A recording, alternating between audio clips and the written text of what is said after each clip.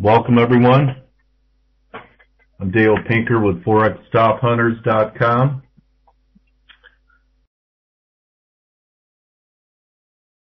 We have a big red day going on the screen. Everyone having a good day, being long the dollar and short the world.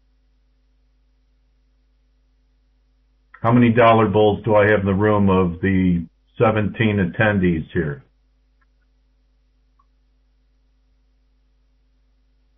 Ingmar, you had a good day.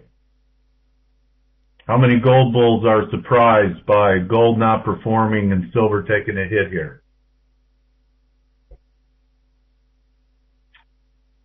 How many people remember about me talking about risk being taken off a month ago when the S&P's topped and the dollar bottomed?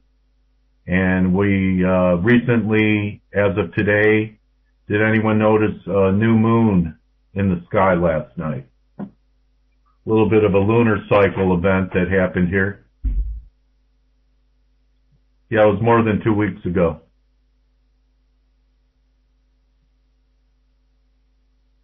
It was the beginning of May.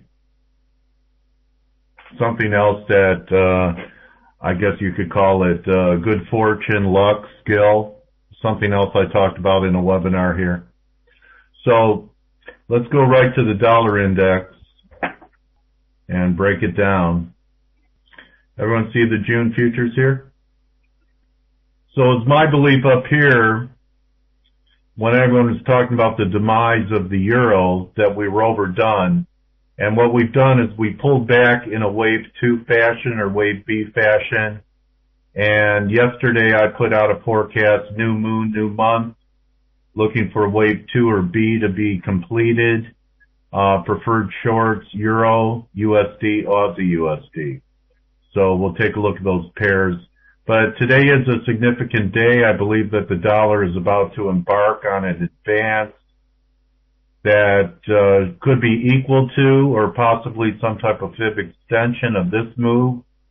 So in the June futures, we bottomed here on May 4th at 7286. The high of the move was 7654, so let's call it 320 for round numbers. So if we had a quality from here, from today's low, we're talking 7760 or so, and there's a lot of moving averages come in right around the 78 level. Also, you broke down from a triangle, so that would retest the breakdown at 78. So that's my target for this advance initially. 78, I think it could play out going into July. So something else, yeah, I think you'll see under 90 in crude oil. So we're going to have a whiff of deflation, and now you have to ask yourself, where are the buy stops?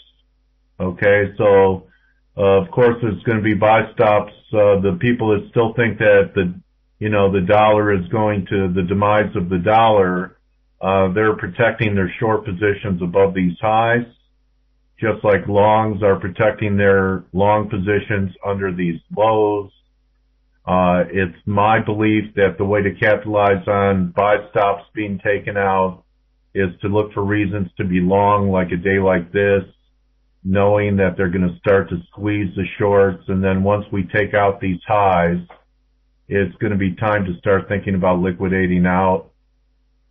So I see a major stop hunt that's going to take place over 7654.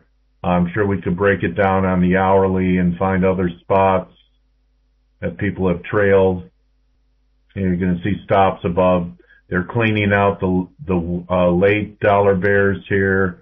There's going to be stops above this level here. More stops here. More stops here. So all the way up, the vulnerable positions to me right now, since they cleaned out sell stops, are going to be the buy stops. So I think you have my drift. I'm bullish a dollar. Let's take a look at the weekly. I reserve the right to change my mind if today's lows are taken out.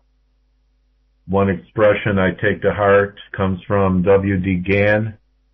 That's if you don't learn how to change your mind, you won't have any change left. Ever hear that? Get stubborn in markets. You'll learn it the hard way. So we still are not higher on the week. Of course, a lot's going to come down to the NFP number. But right now I'm working under the assumption that today's low corrected this bounce and that we're going to head up above this high and head up towards the 78, possibly 79 level down the road. Any questions on the Dixie before we go to the individual pairs? Right. It was right there. Classic fib retracement. It's almost too classic. That's why if we take out today's lows, boss, I would be getting out of the way. Sometimes when things are too classic, too convenient, with my jaded, skeptical eye, I don't trust it. The action today with what's happening in equities, and here's the reason, right? Because even the euro was hanging higher on the day until we had acceleration to the downside in S&Ps. I'd call that a pretty negative day. So just like the dollar had put in a higher low, we put in a lower high in S&Ps. So this market looks like it's in trouble. It may try and hold, but to me it looks like we could attack the January lows under 1240. Well, we filled the gap. I'm sure you have some type of fib count up here. This may have been 61.8 from this high to this low. Anyway, it looks like a failure to me. This looked like a hope rally to me. And now there's a bunch of stops for them to go for. They could go for these. There's people here. But I believe this decline will not be complete until we take out the lows posted in March of 1241. Okay? So this is the reason behind the dollar returning, because the dollar was still lower on the day when we were only, say, down 10, 11 handles in S&Ps, right? Do people keep an eye on the stock indexes as you're trading foreign currencies? I recommend you do so. Besides keeping an eye on the Dixie, you have to follow some of the other asset classes. I don't know what this is right now. For example, while the dollar's going up, everyone's talking about bond yields going down. This is something that kept me bullish a dollar and bearish S&Ps, is that they couldn't get to the bonds. You have, sharply higher commodity prices and the dollar under pressure, and they could not sell off bonds. They're now starting to get parabolic. Going to have some type of blow-off move, I think, into the July time frame.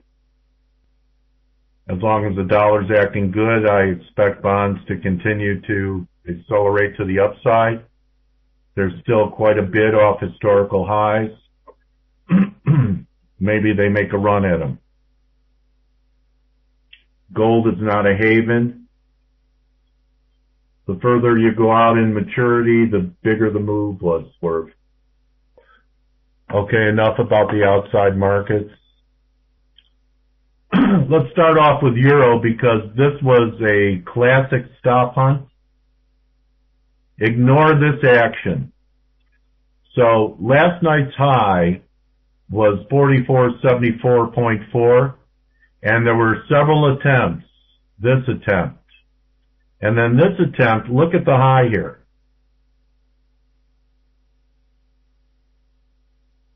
144,720. Everyone see that we did not make new highs on this candle. So while in the room, I was saying, I'm surprised they didn't gun the stop. So they were giving bears hope throughout the session today. Okay. This was last night's high in Euro. We tried to punch through it during the U.S. session and even got right to the pip. This high is 144.72. This high was 144.74. So all through the session, even though we had weakness in equities after the ADP report, They weren't breaking the euro, and they were giving the bears a chance to think, well, maybe I have a top. This is a classic stop hunt. Now, I did not get long, but I felt there was unfinished business above these highs before I would take my short signal. Also, I had some pretty good relative strength divergence building for 3 trading days now, okay? So the stop hunt was everyone had their stops over this high. They took it out. Your first tell was trading back under these levels. If it was really a critical level and it broke through resistance, why 5 minutes later is it giving me a chance to buy it again at the same level? All right? These are important resistance levels, and yet what happened? Next time through, that told me that was just a stop hunt. So that's what I look to do. I look for unfinished business. There's 2 ways to take advantage of a stop hunt. And that would have been to be long into the event, and then once the stops are elected, sell into it.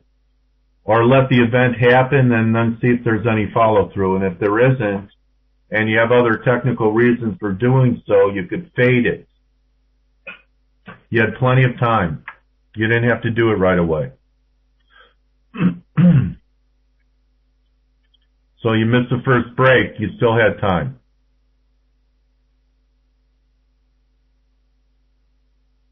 Although I love immediate gratification. And then let's get to the daily on it.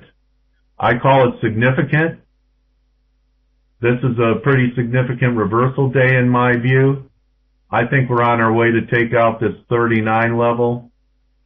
And I'm selling rallies in euro. There are lots of buy stops, sell stops to be taken out. Look how they cleaned out all the buy stops first. They got people at stops over this high, stops over this high. Now they're going to be going for people that have stops under these lows. They already got these guys. They're going to want to get these guys. They're going to want to get this stops here. They're going to want these stops, and you know this is a grand prize. Anyone ever talk to you about looking for stops and how to take advantage of them? Instead of being the prey, to learn to be the hunter. And people have asked me, Dale, well, how do I know where they are? So this is what you do to find out where they are. You look at a chart and you say, if I wanted to be long, if I was long right now, where would I place my sell stop? And that's where the rest of them are. Because they're at obvious swing points, no matter what the time frame is. Or if you want to know where the buy stops are, just invert it. I'm short. If I was short, where would I place my buy stops? And that's where they're going to be. So it doesn't take any type of huge insight to try and figure out where the stops are. All you have to do is ask yourself where you would place them. So that may be something. Oh, I'm glad for you, Ingmar. Thank you. Yeah, I've heard of that order book. So it gives you the flow of orders. Okay. Glad to serve. Same thing. Right. So that's where your buy stops are going to be above resistance, sell stops under support. Very good pips. Any other input here? You're being recorded, so you could be stars on FX Street. Any other questions before I continue? Okay, everyone kind of know what my take is here? I think that we're completing this wave and that we're going to take out these lows. And this is only wave one. If you wanted to just do equality here, This was what? 149.39, 870 pips, 870 from today's lows, 35.80, 35.90.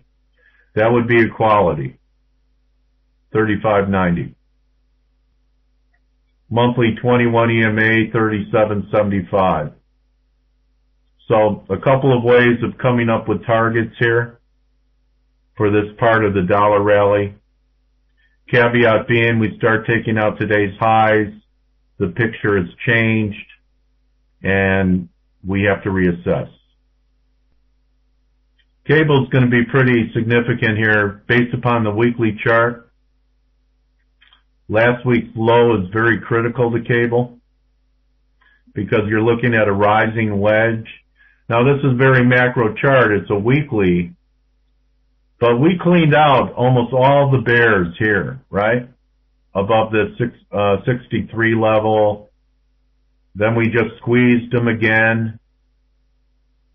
And the only high still standing is back to last fall's high. But should we start taking out last week's low around the 161 level, you have a breakdown out of a major rising wedge on a weekly basis. And it's my contention based upon monthlies that I think that we're going to challenge the 2007 lows in cable. In fact, the monthly chart is more negative to me in cable than it is in euro. Because euro, even if it went to 116, isn't going to come close to challenging the lows from 2000. Whereas cable can challenge 2000 lows much easier. The break was much more vicious during the financial crisis than it was in euro. I know some people talking 109 into the end of the year, early next year. So again, we've had a few shifts from the demise of the dollar to the demise of the euro to the demise of the dollar to the demise of the euro to the end of the dollar being the reserve currency. And I think the next phase is the demise of the euro. Because this recovery is weaker than this. The decline was much more impulsive, and the corrections may be 38% back, right? We've had much stronger reactions in euro, and euro has held up much better. If you just covered up the title of both of these charts, I'm going to be your eye doctor now, okay? Which is weaker, this or this? I mean, cable didn't come close to recovering the highs, right? This doesn't look like any more than 38 to 50% back, right? Euro after that break retraced all the way to 151. The highs that people are looking for that they may never see again. Okay. So getting a little shorter term in cable. They cleaned a lot of buy stops all the way up here. So this may turn into some short-term support here between here and 62. But I'm of the mind that cable as well is going to break down and take out during this move in the Dixie up towards 78. You could own the best currency in a bad market, it won't matter when the dollar is good. Tough to fade the dollar in this environment. It's kind of like the Wall Street saying, you could own the best stock in a bad market, but it's not going to matter. How many stocks are up today? Look at the AD line. It's across all sectors. The same can be said in the currency arena. That when the dollar's on a bull move, Right, because it's paired the other way. I actually think that Swiss, although I don't believe it's bottomed yet, could turn out to be the type of slingshot move that we had in the yen from the lows, something like this, because of the further you stretch a rubber band, and this is starting to get pretty stretched. We do have a little daily divergence trying to develop here. But I would call this a pretty stretched rubber band. So I'm on the alert for it. Oh, thank you. Thank you, Kingich. Thank you very much. So that's where I stand on Swiss as long as we got to it. I still don't think it's ready. But I think that we're getting closer. Maybe sometime next week I would look for that, Ralph. And your best buying opportunities when you're bottom picking is when you have the RSI above 30. So I prefer to see a bounce, and then the next time down to new lows on the 4-hour, see it hold above the 30 range. That's how I use momentum divergence. If you have readings under 30, you might get bounces, but the downside momentum, the selling pressure is so extreme that you want it to wane. Similar to what you had in cable before the rally. See this at the lows last week? So we're making new lows. By the way, this is a 3 drive to a bottom formation. But at this low, we were above 30, not making new RSI lows under 30, and look at what it turned into. What's that link? Yeah. Well, yesterday I put out, I was looking for this today. I think you have an important top in Kiwi and Aussie. And you know what? And gold. Interesting fib retracement in gold. I know a lot of people use 61.8, 61.8. Try this fib number and play with it. 78.6. 78.6. And what I like about it is it shakes out the 61.8 players. Okay, Pips knows that one. It shakes them out because then the market has rallied too much to fit their parameters. So sometimes you'll get a 78.6 intraday and a 61.8 close. Anyway, this high in gold, if you want to get your calculator out, just measure this decline and then figure out what 78.6 back was. And we had a 1549 number in our room. High today was 1550.26. I'm looking for 1430, 1440 gold. It was a good day to have a webinar because, we have some turning points happening on this day. Of course, it's more impressive if it happens, I have a webinar and then the next day it happens, but it's not too late to get on this train. It's really just starting. If you scroll up to 1246.18, you'll see what I tweeted yesterday about this turning point. Yen, I'm thinking still is going to be pressured to challenge this low. I'm figuring maybe in the 78 level or so. I believe this is a major bottom in yen, but there's one more break to clean out these guys. And here's the reason why. You see all the way back here? Okay, boss. Everyone see this low? Look at the RSI. It was confirmed. Okay? So, when a low is confirmed, it means to me there's a good chance of it being retested or taken out. Want an example? Here's one. This whole rally in Swiss, see these lows? Daily. They were confirmed. No divergence, right?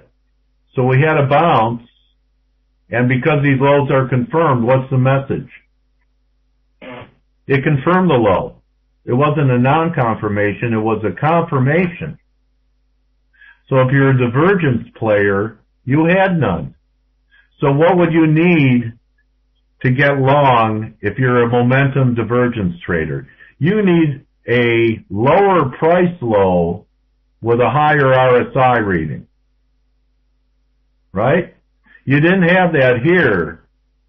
So that had you thinking that we could take out this, we could make one more new low in US dollar Swiss. And that's what happened. Another market message. When was the last time you saw Kiwi making new highs with Aussie 300 points off its high? How was it all last year? Which pair made new successive new highs without the other? Here's last year. Right? Here's last year. Aussie led it all the way. When the Aussie starts lagging by 300 points, I think Aussie's in real trouble. I think eventually we're going to retest this 94 level. So I think that being long anything right now is not going to be rewarding, except the dollar. I'm ready to open it up to questions. Any pairs that you're interested in that I cover, I'd be happy to comment on them. Anything? Quick view? Oh yeah, I cover CAD. USD CAD. I think there's a big stop hunt above 99.70. They shook a lot of people out.